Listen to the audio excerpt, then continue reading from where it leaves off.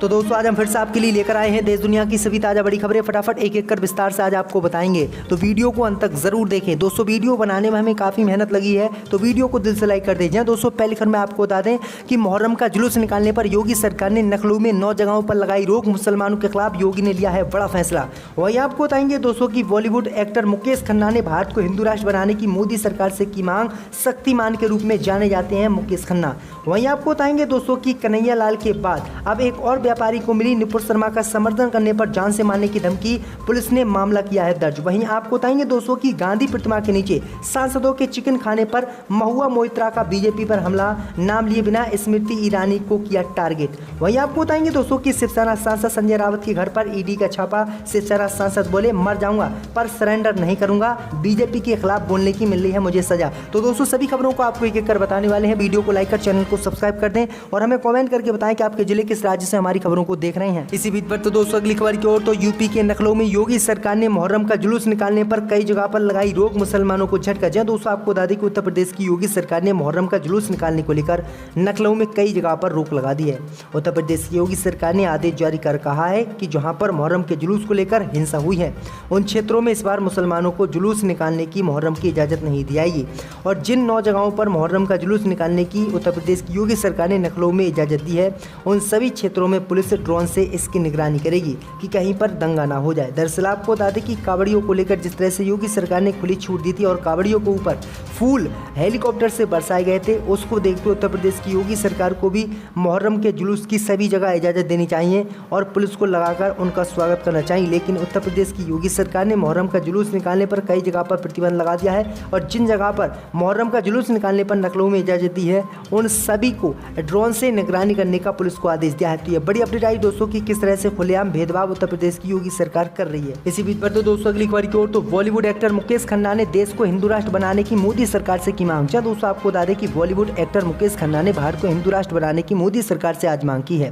दरअसल आपको बता दें कि मुकेश खन्ना ने भारत को हिंदू राष्ट्र घोषित करने की मांग करते हुए शनिवार को ट्वीट किया, जिसमें उन्होंने लिखा कि हिंदुस्तान में रहकर अपने देश को इंडिया कहलवाना बहुत हो गया, ये तो उसी दिन हो जाना चाहिए था जिस दिन पाकिस्तान बना।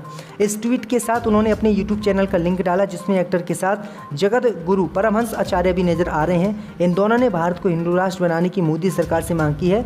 उन्होंने कहा है कि भारत पहले अखंड भारत था लेकिन पाकिस्तान बनने के बाद भारत टूटा, इसलिए भारत को हिंदू राष्ट्र बनना चाहिए और मोदी सरकार तत्काल भारत को हिंदू राष्ट्र बनाए। तो ये बड़ी अपडेट आई दोस्तों, आपकी क्या राय, आप देश को हिंदू राष्ट्र देखना चाहते हैं या फिर सेकुलर, हमें कमेंट करके जरूर। इसी बीच पर तो दोस्तों अगली खबर की ओर, तो कन्हैया लाल की हत्या के बाद एक और व्यापारी को मिली जान से मारने की धमकी। नुपुर शर्मा का किया था समर्थन।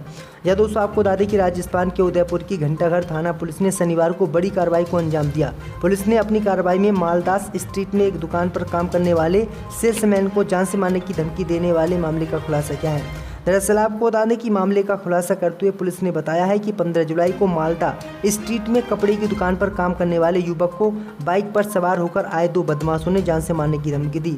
उन्होंने सेल्समैन से कहा कि तेरा भी हश्र उसके जैसा होगा। इसके बाद वो दोनों वहां से फरार हो गए।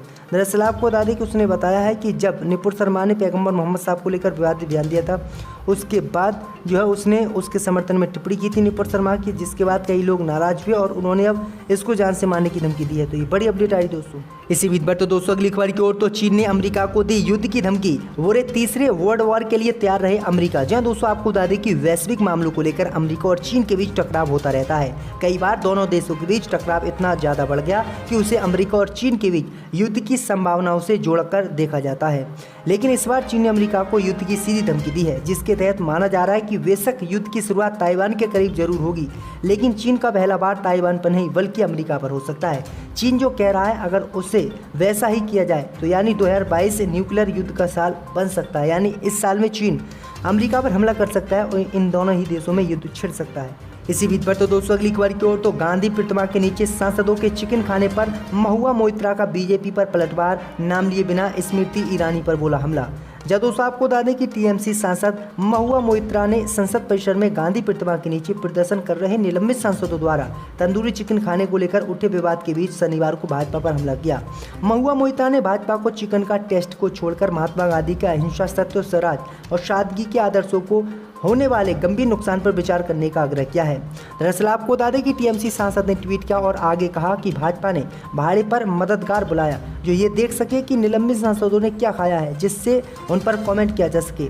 वहीं आपको बता दें कि आगे उन्होंने कहा है कि मूर्ख आत्माएं, क्या आप ये नहीं जानते कि आपके स्वामी जीभ और गाल दोनों की सेवा करते हैं। सिली सोल्स उस स्थान का नाम है जिसे ईरानी की बेटी के नाम से जोड़ा जा रहा है। तो ये बड़ी अपडेट आ रही दोस्तों की करारा हमला टीएमसी सांसद ने किया है। इसी बीच पर तो दोस्तों अगली खबर की ओर तो दिल्ली में शराब पर सियासत हुई शुरू। डिप्टी सीएम मनीष सिसोदिया बोले गुजरात की तरह बीजेपी यहां बेचना चाहती है नकली शराब। या दोस्तों आपको बता दें कि दिल्ली सरकार ने नई आबकारी नीति को फिलहाल वापस लेने का फैसला किया है और सरकार द्वारा संचालित दुकानों के जरिए शराब की बिक्री किए जाने के निर्देश दिए हैं।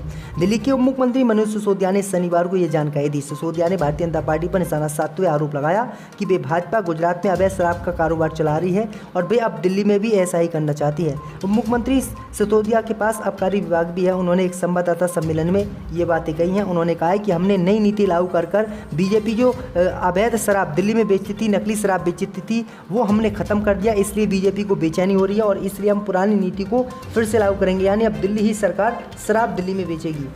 इसी बीच पर तो दोस्तों अगली खबर की ओर तो शिवसेना सांसद संजय रावत के घर पर ईडी का छापा। शिवसेना सांसद बोले मर जाऊंगा पर सरेंडर नहीं करूंगा।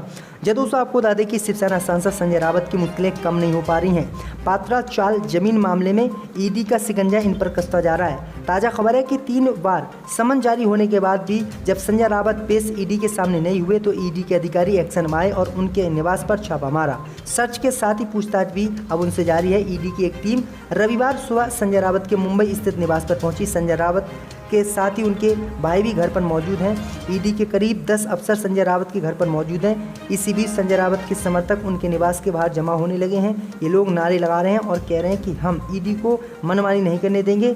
नीचे आप देख सकते हैं तस्वीरों में किस तरह का हाल है। तो ये बड़ी अपडेट आई दोस्तों कि जो भी बीजेपी के खिलाफ बोल रहा है देश में, उसे ईडी सीबीआई का डर दिखाकर बीजेपी चुप करा रही, क्योंकि संजय रावत लगातार सबसे ज़्यादा हमला बीजेपी पर बोलते हैं। इसी बीच पर तो दोस्तों अगली खबर की ओर तो भारत से ट्रेनिंग लेकर अफगान पहुंचे सैन्य कैंडिडेट, तो तालिबान ने किया स्वागत। जी दोस्तों आपको बता दें कि अफगानिस्तान में जब तालिबान ने कब्जा किया तो लाखों लोग अफगान छोड़कर दूसरे मुल्कों में शरण ले लिए। इसके साथ ही कई लोग जो अफगानिस्तान से बाहर थे वो वापस भी नहीं आ सके। इसी दौरान खबर ये तेज हुई है कि भारत में सैन्य ट्रेनिंग लेने आ रहे अफगानी नागरिकों को भारत सरकार शरण देगी या ट्रेनिंग खत्म होते ही इन्हें वापस अपने मुल्क भेज दिया जाएगा। भारत में सैन्य ट्रेनिंग लेने आए ये अफगानी सैन्य कैंडिडेट अफगानिस्तान में तालिबान सरकार के आने से पहले ही यहाँ पर आ गए थे और यहाँ ट्रेनिंग ले रहे थे, लेकिन अब इनको खुद तालिबान ने मुल्क वापस बुलाया और साथ ही भारत सरकार से कहा है कि वो इनकी सुरक्षा और रोजगार की गारंटी लेते हैं।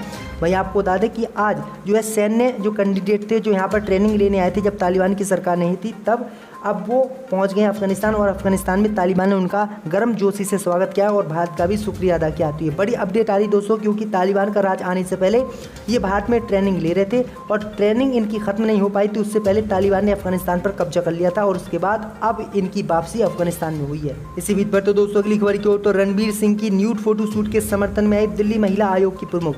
दोस्तों आपको बता दें कि दिल्ली महिला आयोग की प्रमुख स्वाति ने वीरवार को कहा कि महिलाओं की नग्न तस्वीर प्रसारित किए जाने पर कोई आपत्ति नहीं जताता है, लेकिन एक अभिनेता का नग्न तस्वीर खिंचवाना समाचार चैनल पर प्राइम टाइम की बहस का विषय बन गया। मालीवाल ने बॉलीवुड अभिनेता रणवीर सिंह के नग्न तस्वीर खिंचवाने पर उपजे विवाद के बीच ये कहा कि रणवीर ने हाल में इंस्टाग्राम पर ये तस्वीर साझा की है, इससे किसी को दिक्कत नहीं होनी चाहिए। महिलाएं आए दिन न्यूड फोटो शूट कराती हैं, गंदे गंदे फोटो शूट कराती हैं, तो कोई भी उन पर आपत्ति नहीं जताता है और वो देश में चलती हैं। लेकिन रणवीर सिंह जो एक व्यक्ति है, बॉलीवुड एक्टर, अगर उन्होंने ऐसा किया है तो इस पर भी कोई विवाद नहीं खड़ा होना चाहिए। ये उनकी मर्जी है, वो नंगे खिंचवाएं फोटो या फिर कपड़े पहनकर। तो ये बड़ी अपडेट आई दोस्तों कि महिला आयोग की जो प्रमुख हैं वो रणवीर सिंह के समर्थन में है। इसी बीच पर तो दोस्तों अगली खबर की ओर तो सपा सांसद अफजल अंसारी ने यूपी सरकार पर उठाए सवाल, कहा बेरोजगारी और महंगाई से जनता है बेहाल। दोस्तों आपको बता दें कि गाजीपुर जिले में आगामी विकास कार्यों की योजनाओं को लेकर विकास भवन में हुई बैठक में, जिसमें गाजीपुर के सांसद अफजल अंसारी, बलिया के सांसद वीरेंद्र सिंह मस्त के अलावा जनपद के सभी विधायक, ब्लॉक प्रमुख और जनपद स्तरीय अधिकारी शामिल है। वही बैठक खत्म होने के बाद गाजीपुर के सांसद अफजल अंसारी ने यूपी सरकार के विकास के मॉडल पर तंज कसा। इस दौरान उन्होंने अखिलेश यादव और ओम प्रकाश राजभर के बीच चल रहे विवाद पर पहली बार बयान दिया। अफजल अंसारी ने परिवार पर हुए कार्रवाई पर कहा कि मुझे ये पुरस्कार मिला, जिस पद पर मैं चल रहा हूँ, पिछले 40 से 50 सालों से चल रहा हूँ, उस पद पर चलने वालों को इस दौर में यही पुरस्कार मिलेगा। इस दौरान अखिलेश यादव के द्वारा ओम प्रकाश राजभर को झाड़ फूक कराने की नसीहत पर उन्होंने कहा कि बड़े नेताओं के बारे में मैं कोई टिप्पणी नहीं कर सकता। तो दोस्तों आज हम फिर से आपके लिए लेकर आए हैं देश दुनिया की सभी ताज़ा बड़ी खबरें, फटाफट एक एक कर विस्तार से आज आपको बताएंगे। तो वीडियो को अंत तक जरूर देखें। दोस्तों वीडियो बनाने में हमें काफ़ी मेहनत लगी है।